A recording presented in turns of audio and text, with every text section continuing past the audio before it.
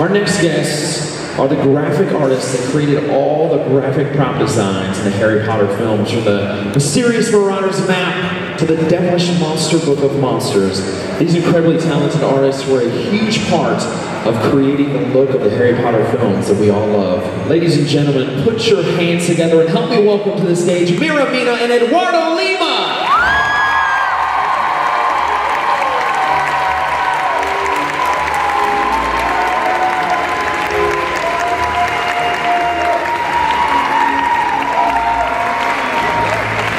Hello. Hi. Anyone from Brazil here? Thank you. It's a big birthday party. Thank you for coming. She was really upset that she was not going to be with her family, but look, big family here tonight. I will expect this every year. So, in case any of you are not quite sure what we do on the Harry Potter films, we've put together a little movie for you of the best of, what we think is the best of moments where the graphics feature in order to help the story, tell the story. And we'd like to share that with you today with music written by our very good friend Alex, who's here with us today. Enjoy.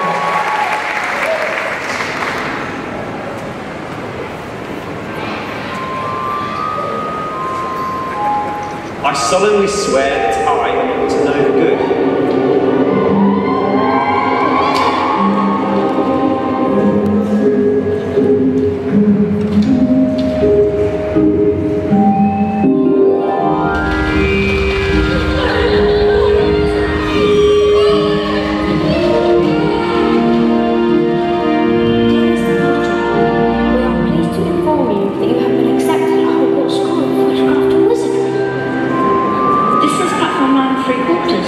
There's no such thing. Anything off the trolley, dears?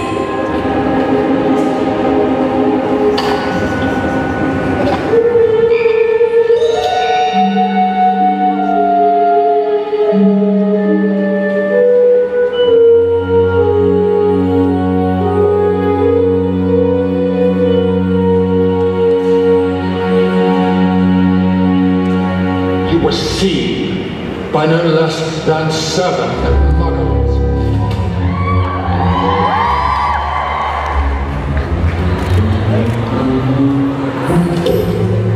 Ronald Weasley!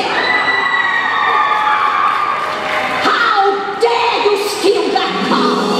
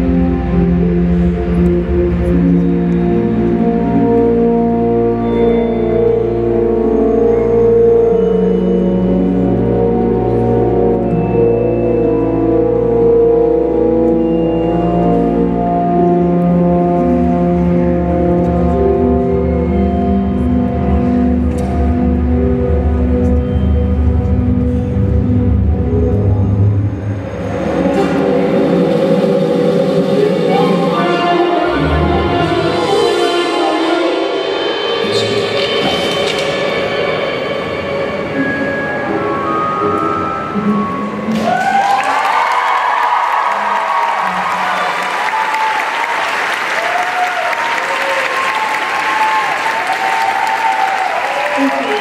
you.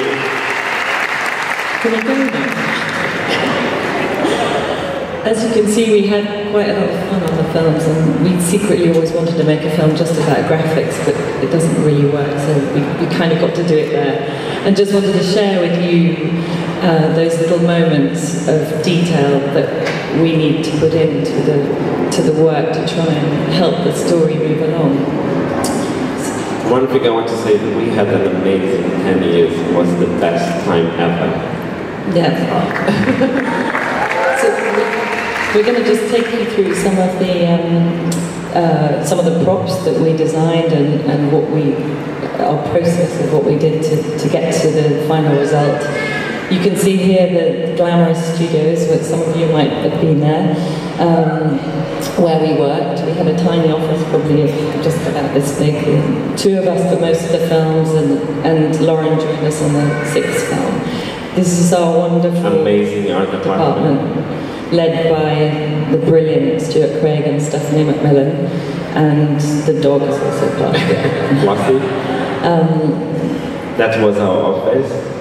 So, the day-to-day was pretty much full of humour, but it was going to work. And the fantastic team of prop makers and support for the designs that we made and who was going to make them.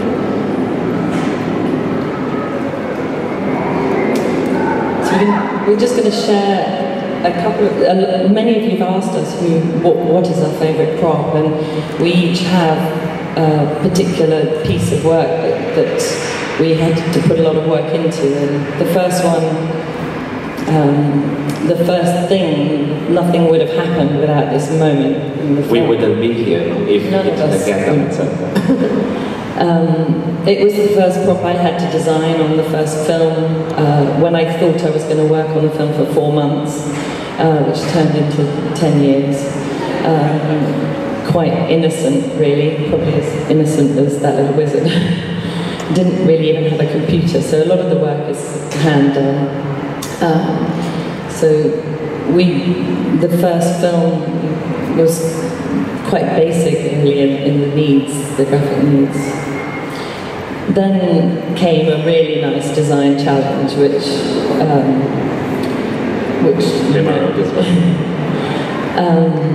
and this was thank you. This was quite a challenge because we knew we didn't want it to look like a treasure map or a traditional map, and the way we went about it was to think about the characters and what was in their heads. We looked at some interesting reference material, which is a very big part of how we work, is to just walk away from the script and look out for interesting historical material.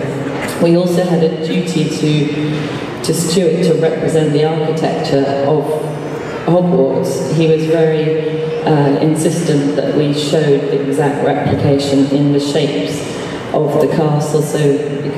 And when we started designing the map, we didn't know that the map was going to come back in the other films, so we needed to design in a way that we could keep adding the other parts of the castle. We wanted to show the complicated layers of the map, and in spite of all the work and the research that we did, we still made mistakes like this one. We cannot put the wrong requirement in the map, and we did. This was part of the design for quite a long time until somebody spotted that absolutely shouldn't have been shown. So you can see here how it was then resolved to hide the room and still show the corridor. We work a lot by hand and scanning our work, and then a large part of the work is how we age the props so that you as a viewer believe that it has a history, it has a story. So we have a complicated and very secret way of aging the map with coffee. And we had fun designing the footsteps as well. Yeah, lots of choices there for the visual effects to worry about. some outtakes of things that didn't make it into the map, experimenting. We had the fortune of time to experiment a lot with different styles.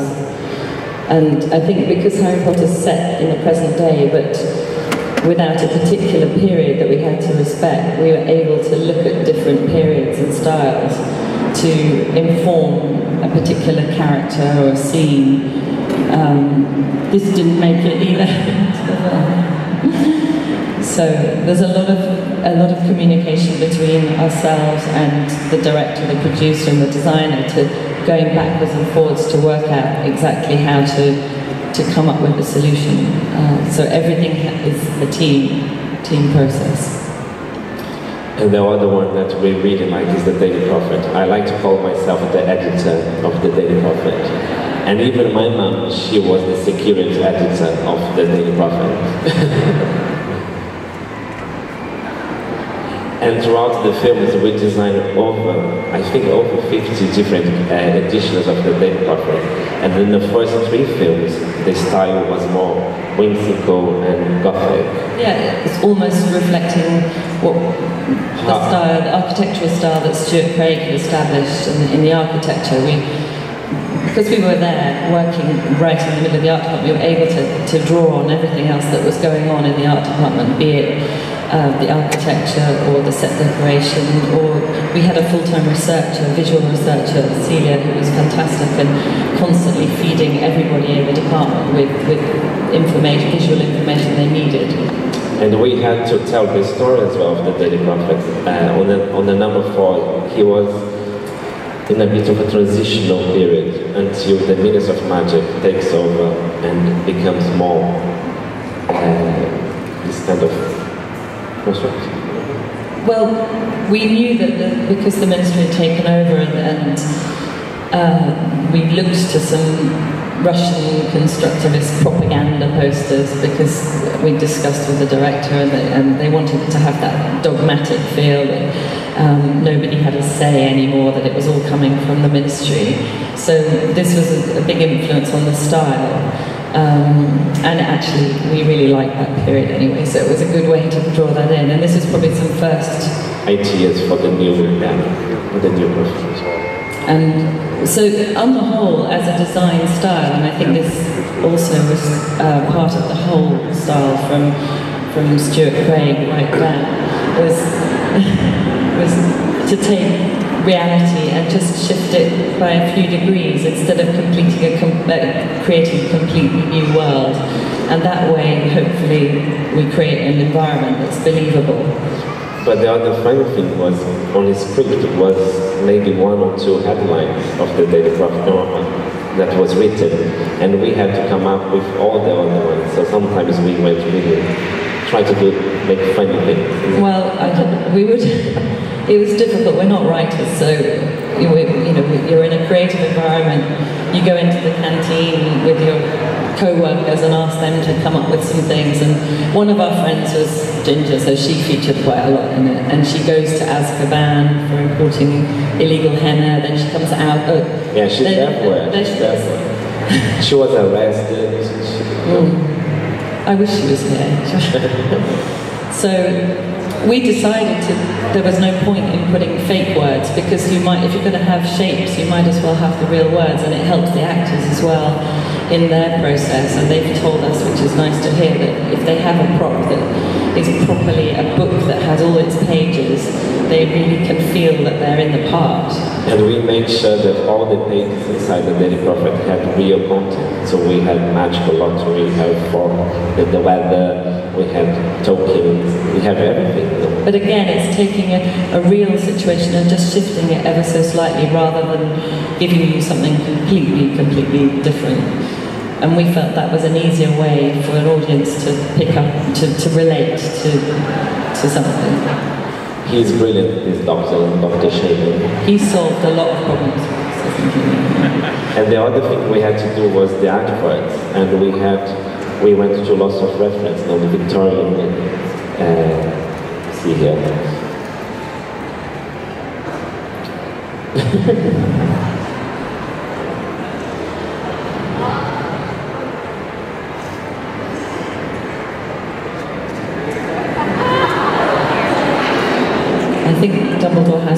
He actually does have a meat bag. Yeah. When he used to go to the canteen. Yeah, you see them in the canteen with the egg on the beard. And of course, we always try to put our name everywhere, so MinaLima. There's a lot of friends and family in the work. That's me, this Cuba's Palace.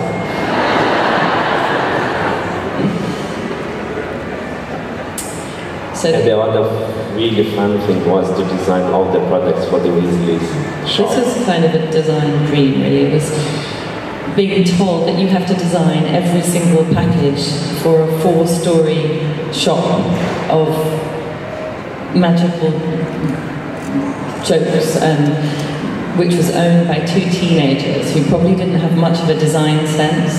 So we had to throw away all our ideas about what might be tidy and good design and just make colours clash and printing techniques wrong. And for them it was all about just selling products and being and throwing colour out there, because we hadn't seen much colour. That's me and Mira.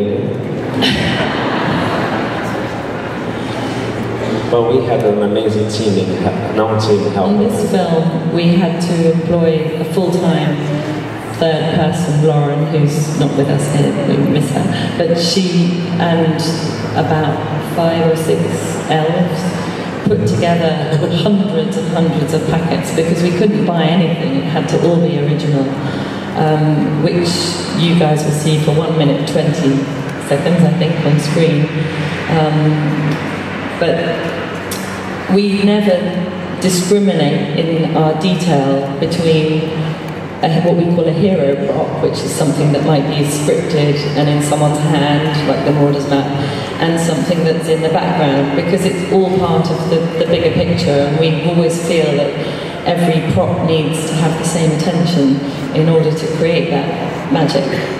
Especially now, after the film's finishing, the light part. Yeah, thank God, because now you really do come and scrutinise what we did. So these are some of the tiny packages that were populating that massive store. And again, we have to come up with loads of new products. I think we took a few of the products that were from the fiction, and the rest we had to create all the new names and have Miraphora, magical set.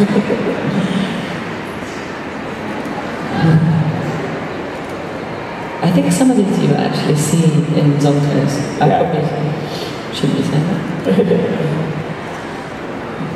But again, it's, for us, every single design job that we're given on the film, we have to enter into the character of that person, or the environment of that place, or the history behind that moment.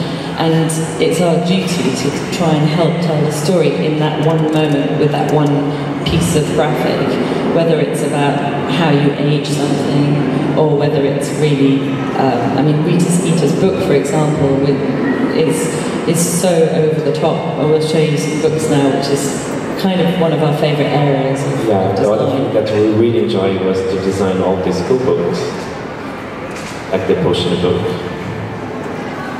Again, we sometimes, most of the time, we don't really see inside, but most of these books have every single page full of information. Here I had to be Snape's handwriting, and I had to try and imagine how would Snape write. He probably wouldn't have it all tidy and in the same direction, and lots of thinking and scrubbing out, and so yeah. I had to go in a dark room and engage.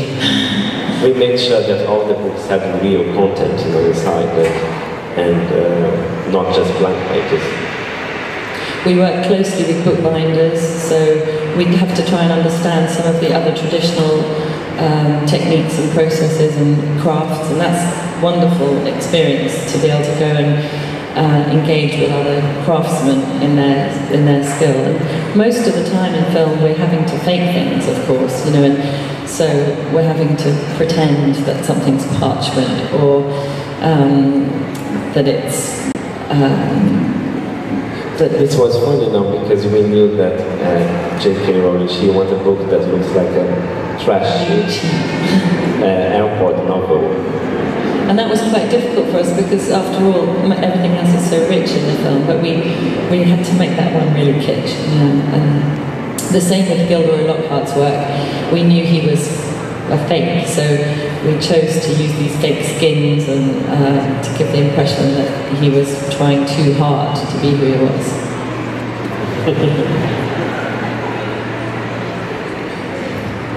We collect a lot of books and we look at them for reference, both in what the content is, but also how the books are bound and how they age and where they break, and so that we can use that as information to make it correct for the moment. I am crazy about books. I always collect, but there's a charity shop near my house that I go there every Saturday, and I swear to God there's someone that put the books there for me the day before. The books are waiting for me.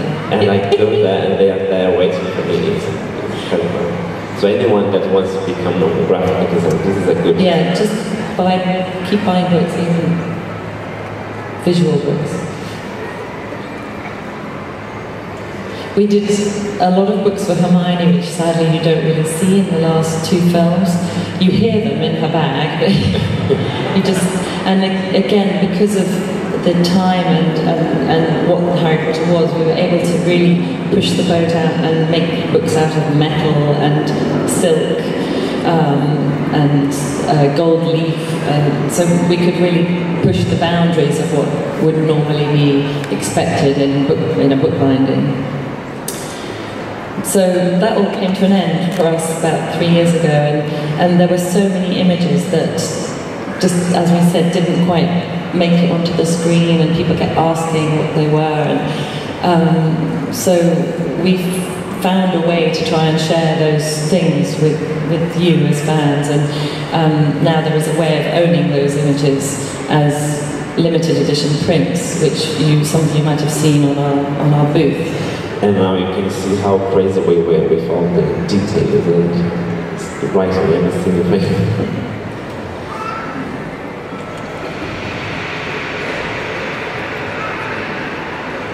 So, that's a condensed version of what we did for 10 years.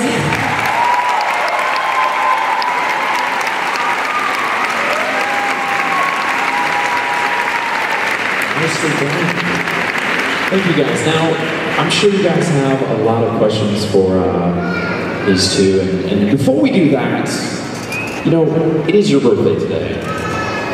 We have a very special surprise for you. Go ahead and bring that out right now.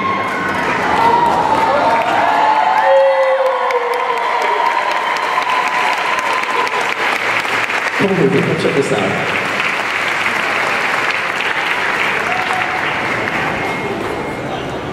That's pretty impressive, right? Here's what we're gonna do. Let's get everybody on your feet. Come on, everybody stand up. That includes you. Come on. Come on, Mina. All right, we're gonna sing Mira Happy Birthday on the count of 3. Here we go. 1, 2, 3. Happy birthday to you. Happy birthday to you. Happy birthday, dear Mira. Happy birthday to you.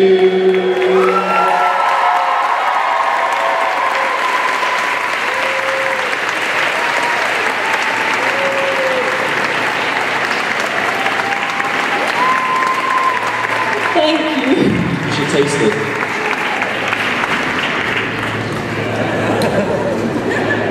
I don't like the font on it.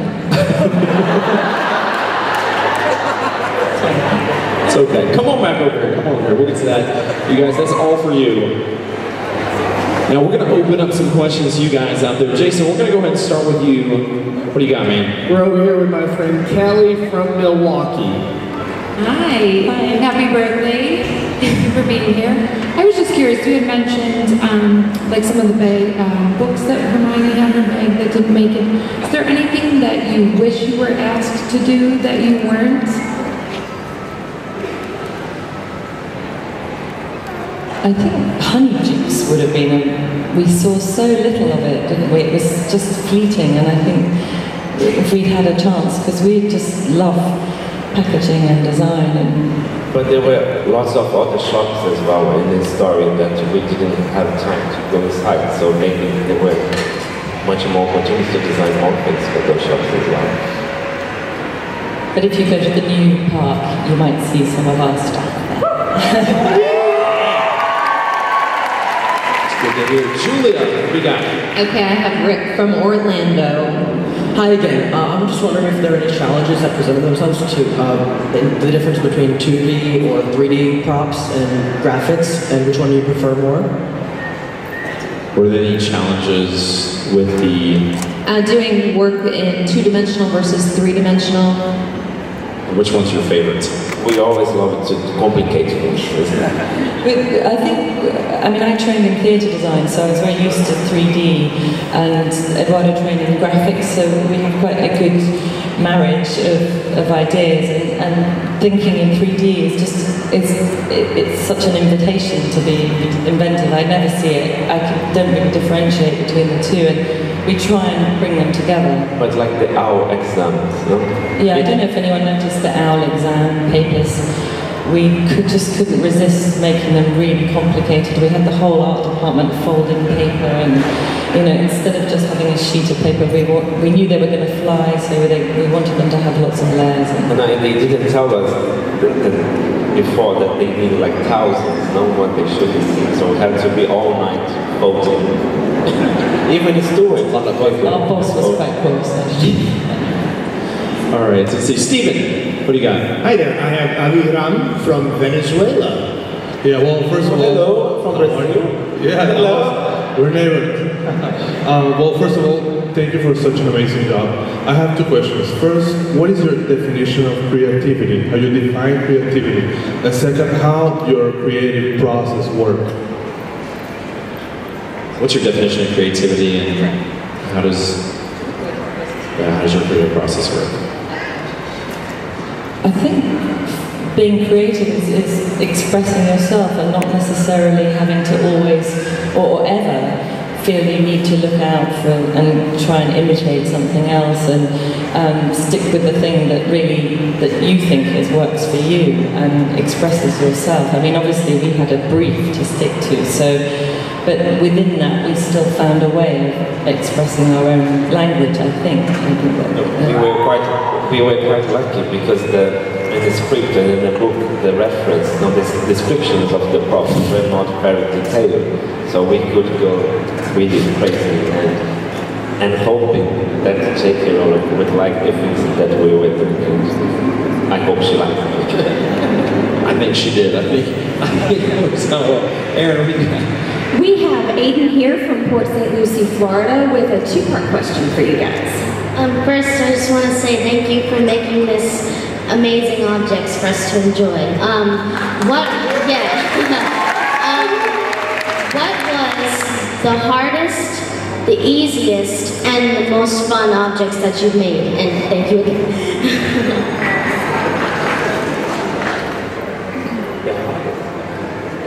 I think the hardest was the Marauders map.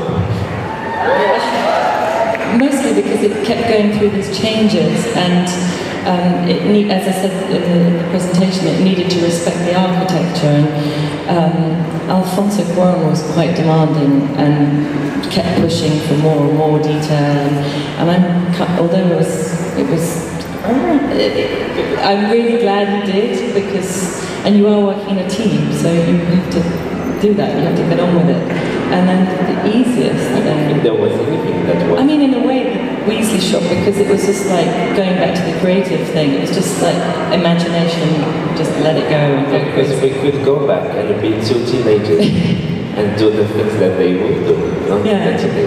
There's so much humour in Harry Potter, and we were able to latch onto that. And instead of just the darkness, we were able to use that. And the other thing was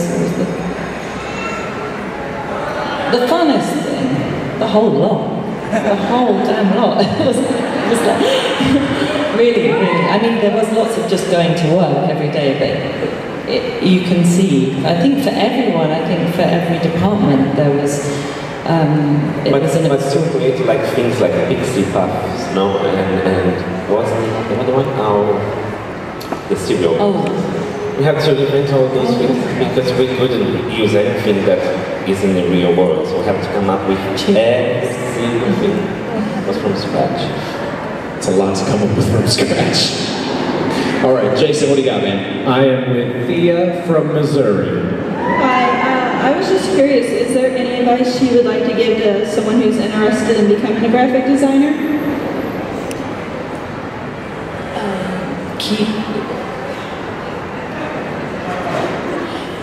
Keep your eyes open, just keep absorbing as much and accumulating your own archive of reference. It doesn't have to be books about typography or about other people's graphic design. Funnily enough, we have very few books on that, but it might be that you're walking up there and you see an interesting texture on a wall, photograph it, put it in your archive, and find old typefaces in an old advertisement and scan them if you've got a scanner. You don't need much, a scanner and Photoshop, you know, it's... And the other thing, just don't worry about too much about the computers. The computers will be there, the software will be there, Photoshop will be there. Just train your hand and do the most you can with your hand. Yeah. If you paint or if you draw, anything with your hands will be much better for you in the future. Good advice. Julia. Or up here, Austin. I have Kieran from Orlando. Oh, hi, I was just wondering what type of schooling you have to go through to do all this. What kind of schooling did you have to go through? I did graphic design school. I went. My course is called Visual Communication, but it was just about graphic design. And that was in Brazil, and I studied in the UK, and I went to art school specifically to do theatre design, so stage design, and then I went to film school to study film design, and kind of ended up doing this. So it doesn't have to be a specific line, it's really just finding something that you love and sticking with it. And the good thing that people that wants to do graphic design for film is not a very popular job yet. When you started, there was just you and maybe 3 other people doing graphics for films, and now it's growing, but it's still a very niche. And I might just say that doing graphic design for films is very rarely like this.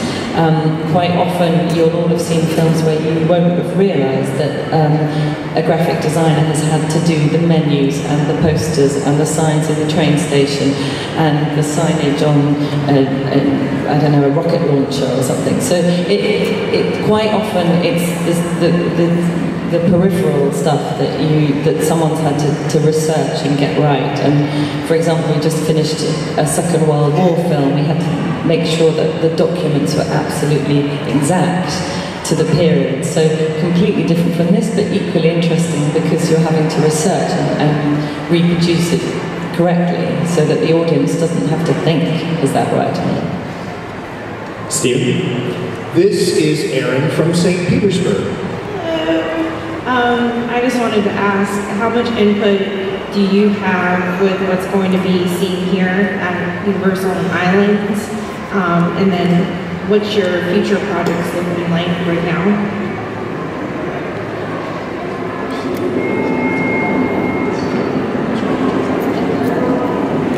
Sorry, it's not the accent, I just can't hear. Sorry. We have actually been involved. We've been working on the new park here, so you'll see a lot of our work there on the architecture, on the street graphics. We had a quick look 2 days ago, and it's looking phenomenal. It's going to be amazing. I think we're all going to pass out. We're all going to faint because it's amazing. It's incredible. I did cry. You need to cry, yeah. And there was another question. Future projects? Oh, future projects. Well, we carried on designing props for films. Some of you might have some of the other Harry Potter merchandise that we... But Mr. Potter keep us busy. Yeah, that was it is. And we love it, So yeah, we hope to be involved in anything else that's Harry Potter, but we wait, and see what comes. Aaron? All right, this is our last question, and it comes from Molly from Ohio. Hi, we chatted yesterday when you signed my locket, and you told me how much you love the Marauders map, and I'm just wondering how long it took, like overall. If it was months or like a year. Oh. Was months. I think it was at least 6 months to get the map right. The thing is, you're never working solely on one project because there's so many demands all the time from the film set and from the next scenes that are coming up. So you sort of dip in and out. But yeah, I'd say it was probably a few months, and then of course revisited on 5 and 6. It's like ongoing. Yeah. Change. Well, good question. That's all the time for the questions we have. Ladies and gentlemen, please give it up for Miraphora.